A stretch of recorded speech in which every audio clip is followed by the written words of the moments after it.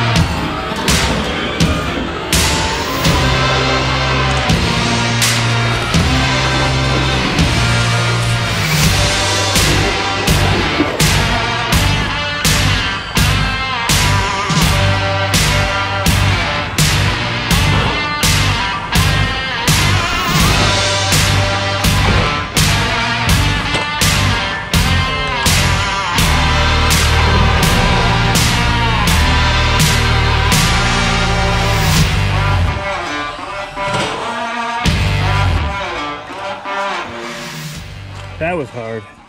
Battery's still in there, nice.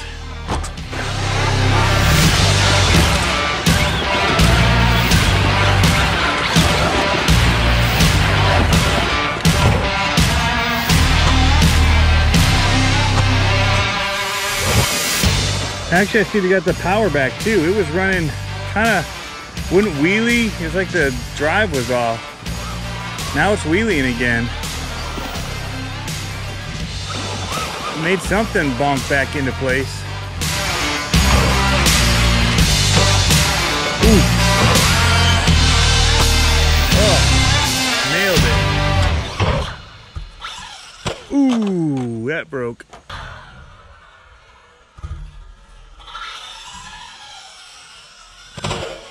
Ooh,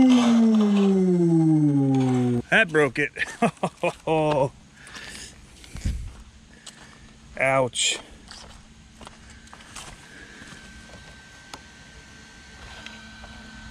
Ouch, ouch. Well, that'll wrap that up. So that was a front drive shaft, which I do have an extra of. But I don't blame the car one bit for that. The battery, however, has stayed in place. So that's a great thing. That makes me happy. Not mad about breaking stuff. Stuff breaks. Battery's flying. That does kind of anger me a little bit. But didn't even pop this loose. So that's good. And that was a pretty good suggestion here. And it didn't move at all. It's still nice and snug in there. So I do have that. The bearing's still there. Still have the pin and the hex in the wheel. So we should be good to repair this and get it running again, guys. But I'm happy with how it was running. I was getting some weird slip up in the front. It was not driving these front wheels very hard. All of it was going, it almost felt like driving a two-wheel drive for a little bit there. So I don't know what that was about. After I slammed it into the ground again, it started doing wheelies again. So that was weird. I don't know why. I was trying to film wheelies from a low angle and I couldn't do it. And there at the end, it was perking back up. So I don't know what was causing that, but it's a really fun truck. I like it sliding around. I just think it's fun. It takes me back to my Stampede. I only had the two-wheel drive Stampede, but it does take me back to that kind of fun feeling and factor, but it's way, way more capable than that. This, I know, I just drove that into the ground. Something had to give on that kind of a hit. So we busted the wheel off. We'll get it back together. I'm gonna gently put this down to end this video and tell you I'm sorry. The body's actually holding up for the beating that I've given it quite well. I did not think it was going to hold up as well as it has. I do have some crinkles and some things here in the back, but no tears yet. Nothing's ripping out like on the others. Do have some wear, but overall good. But coming through this, if you look at the terrain, it's just, there's no way to hit this square, any of this right now. It's just a pile of clumps of dirt and rock and all that. So it's really tough to get through here. Ends up flipping on its lid a lot. The only thing that's really a square hit is that jump over there and then these two. And yeah, and that one's looking like it's leaning a little bit these days. Some others. This was just a quick build with what I had laying around, and it's held up all right, but it wasn't the best build for sure. I don't have any supports going across the bottom or any of that. It was just these sides literally doing most of the work. Anyway, guys, thanks for tuning in. Much better experience with the HOSS today, with the battery staying in place. And I do have the Protex on the way still, although I do kind of like this with it being a little bit snug in here. If this isn't going to pop, it's locked. I may leave it with this solution for now unless something else happens that I'm concerned about. I'll probably go ahead and put some something on here to soften this. If anything catches it, it won't cut. Anyway, guys, it's a fun truck. I'm gonna say that.